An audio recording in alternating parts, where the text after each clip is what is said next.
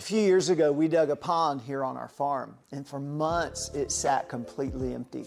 It was just this giant half-acre, 10-foot deep hole in the ground.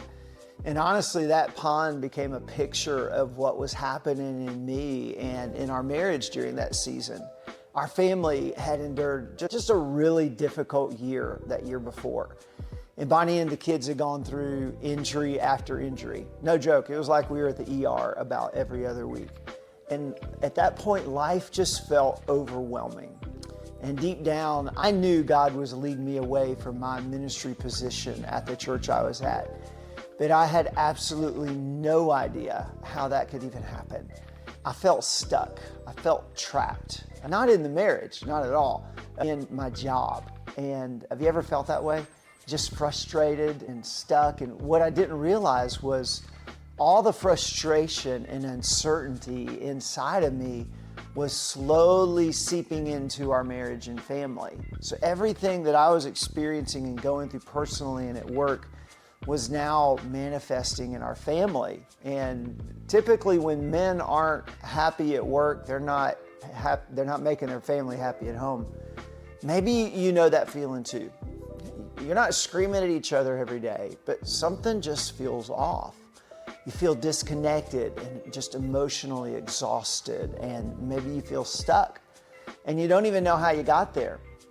But what God taught me through that empty pond completely changed how I understand why couples get stuck, and more importantly, how they begin getting unstuck.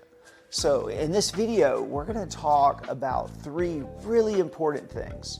First, how couples slowly drift into feeling stuck without even realizing it's happening. And then second, why so many Christian couples feel trapped, even after counseling, communication tools, books, and prayer, and why the real issue is often much deeper than they think. And then lastly, third, we're going to talk about where getting unstuck actually begins, because your marriage is probably not beyond repair. I've seen very few marriages that are. You just may be trying to fix the wrong thing. Now, looking back, what I realized is the problem wasn't just that I felt stuck professionally. It was that all the frustration, uncertainty, and emotional exhaustion inside of me slowly started affecting everything around me. And a lot of couples slowly stop building a relationship and they just start managing life together. We talk about that a lot here on this channel. Somewhere along the way, the marriage stops feeling relational and it starts feeling functional. And remember, we've talked about this. You get busy, you get tired, you stop connecting, and eventually you look at each other and think, who are you? Why do we feel so far apart? Why do we just feel like roommates? And the crazy thing is, most couples can't even pinpoint where it happened. There wasn't one giant fight. There's no dramatic moment. Life just slowly became about surviving, about work schedules, paying bills, raising kids, stress, fatigue, responsibilities. And if you're not careful, what starts as a difficult season quietly becomes the normal atmosphere in your marriage. I talked to a guy yesterday, same thing.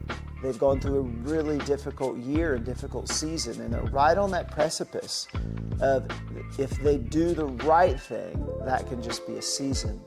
But if they don't do anything, that's going to become the norm.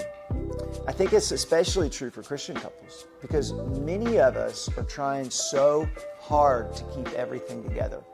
We stay committed, we stay serving, we keep showing up, we keep doing what we're supposed to do. But underneath the surface, the connection starts fading. You can be physically present and in the same house while emotionally just living miles apart. And so that is where Bonnie and I found ourselves during that season.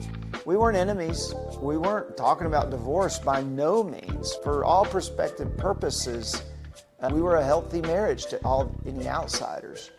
We were just exhausted.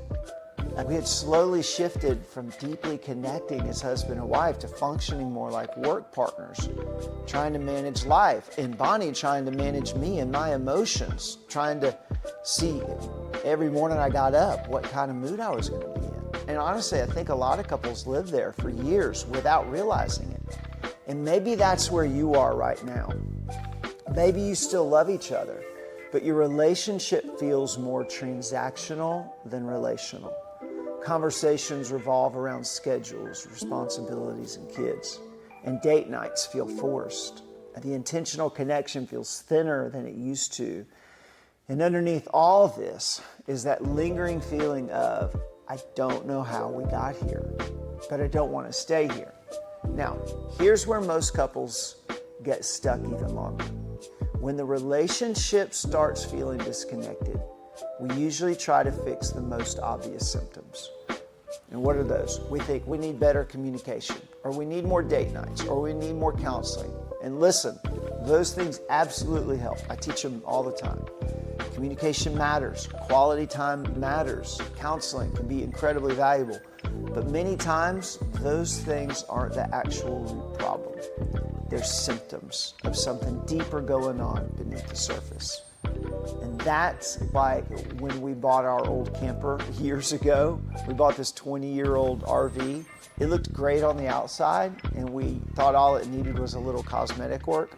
But once we started to pull back the flooring, we discovered the subfloor underneath was rotten.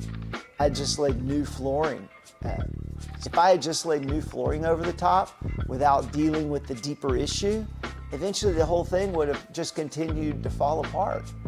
And I think that's what happens in a lot of marriages. Couples keep trying to repaint the relationship and just lay down the surface stuff while ignoring what's happening underneath the surface. Because the deeper issue is often this. Somewhere along the way, we stopped intentionally nurturing connection. Stress took over. Self-protection took over. Survival mode took over. And over time, the emotional and spiritual intimacy began to fade. And that's why couples can read books and learn communication techniques and go to counseling and pray harder, and still they feel stuck.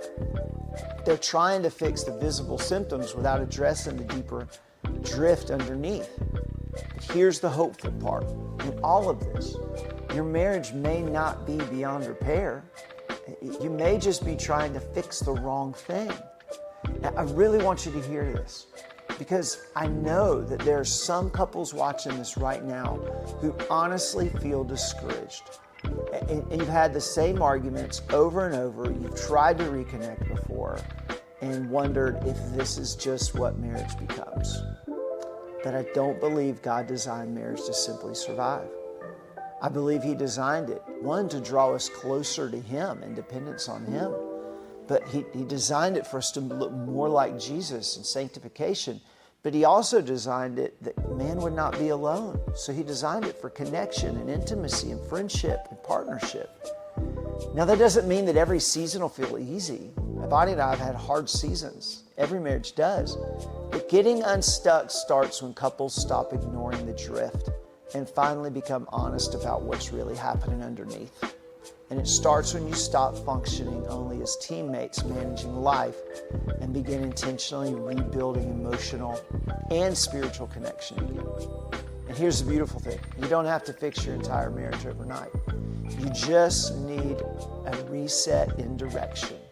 One small intentional shift towards connection can begin changing the entire atmosphere of the relationship.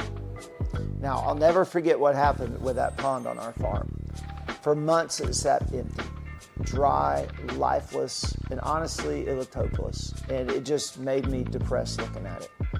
And then one night, after a massive rainstorm, here in the South, we call it a gully washer, we woke up and that pond was completely full. And not just full, it was overflowing.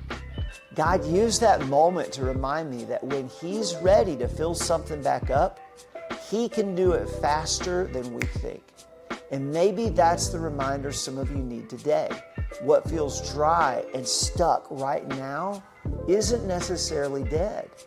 But if you ignore it long enough, the drift just grows deeper. Is when you start feeling more like roommates than deeply connected spouses. You still love each other and all that, but something feels distant. And if you don't recognize that drift, couples can slowly settle into years of disconnection. So, If you're sitting there thinking, that's us.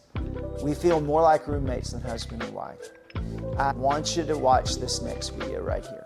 Feeling like roommates, how to fix a disconnected marriage.